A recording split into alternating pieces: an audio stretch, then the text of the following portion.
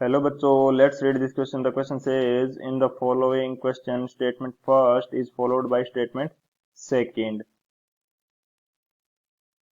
Of the following statements, choose the correct one. Option A, both statement first and statement second are correct, and statement second is the correct explanation of statement first. Option B, both statement first and statement second are correct, but statement second is not the correct explanation of statement first. Option C, statement first is correct, but statement second is incorrect. Option D, statement first is incorrect, but statement second is correct. Statement first, the refractive index of turpentine with respect to air is more than that of water with respect to air. Statement second, mass density of turpentine is more than that of water. तो बात करते हैं इस question के अंदर हमें दे रखा है statement first and statement second, उसके अकॉर्डिंग हमें करेक्ट ऑप्शन चूज करना है। स्टेटमेंट फर्स्ट के अंदर हमें दे रखा है कि जो टर्पेटाइन का रिफ्रैक्टिव इंडेक्स है विद रिस्पेक्ट टू एयर ये ज्यादा होता है refractive index of water with respect to air. Statement second के अंदर में गिवन है कि जो टर्पेटाइन की मास डेंसिटी है ये ज्यादा होती है वाटर की तुलना में। तो बात करते हैं की कंसेप्ट की यदि बात करें तो फर्स्ट की कंसेप्ट हमारे पास क्या हो जाएगा कि दो हमारे पास मीडियम है जिसके अंदर एक मीडियम फर्स्ट है एंड एक मीडियम सेकंड है। तो यदि मैं लिखना चाहूँ refractive index of medium first with respect to medium second तो ये किस प्रकार से लिखा जाएगा? Refractive index of medium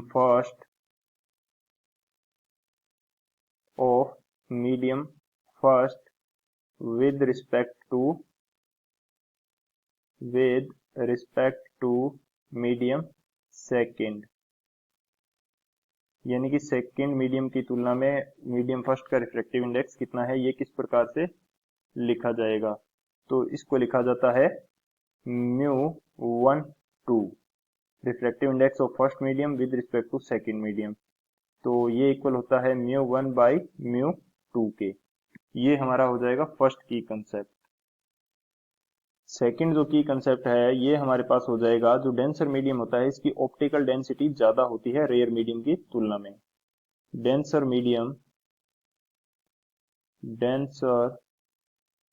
medium has more optical density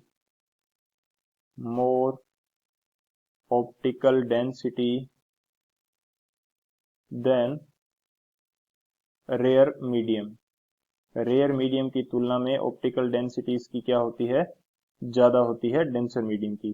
तो ये दो हमारे पास की कंसेप्ट है, इन दोनों की कंसेप्ट की हेल्प से इसको सॉल्व करते हैं। बात करें यदि सॉल्यूशन की तो सॉल्यूशन हमारे पास क्या हो जाएगा? हम देखते हैं कि जो टर्पेटाइन है इसका refractive index with respect to air कितना होगा।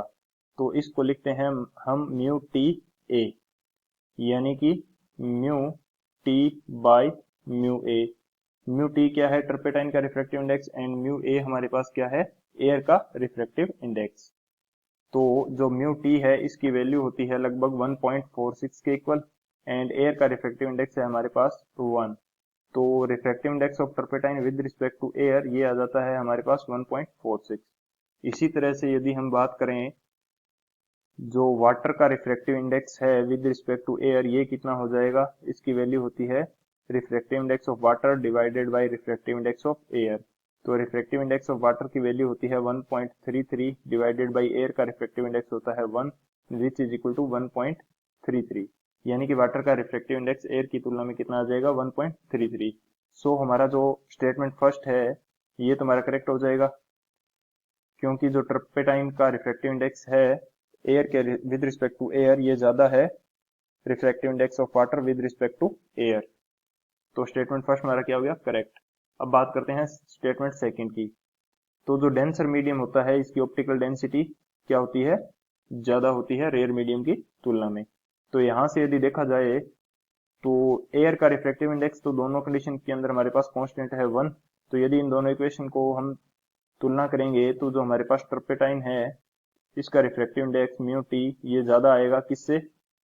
म्यू वाटर से, यानी कि म्यू टी की वैल्यू हमारे पास कितनी है? 1.46 विच इज ग्रेटर देन 1.33। तो डेंसर मीडियम हमारे पास क्या है, टर्पेटाइन। तो टर्पेटाइन की जो ऑप्टिकल डेंसिटी जो ऑप्टिकल डेंसिटी है ये क्या होगी, ज्यादा होगी।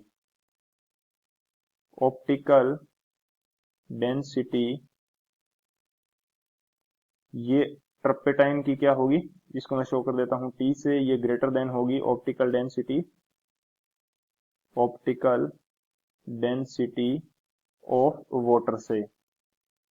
जबकि जो मास डेंसिटी होती है ये opposite to the optical density है, and mass density of turpentine ये हमारे पास क्या आएगी, ये आएगी less than mass density of water, mass density of water.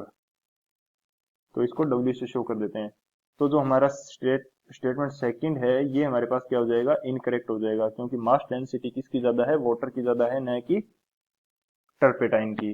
तो बात करते हैं कौन सा ऑप्शन करेक्ट हो जाएगा हमारे पास। ऑप्शन जो है हमारे पास करेक्ट होने वाला, ये सी ऑप्शन करेक्ट हो जाएगा। Statement first is correct but statement second is incorrect. So option C is the final answer. I hope you understood it well. Best of luck. Thank you.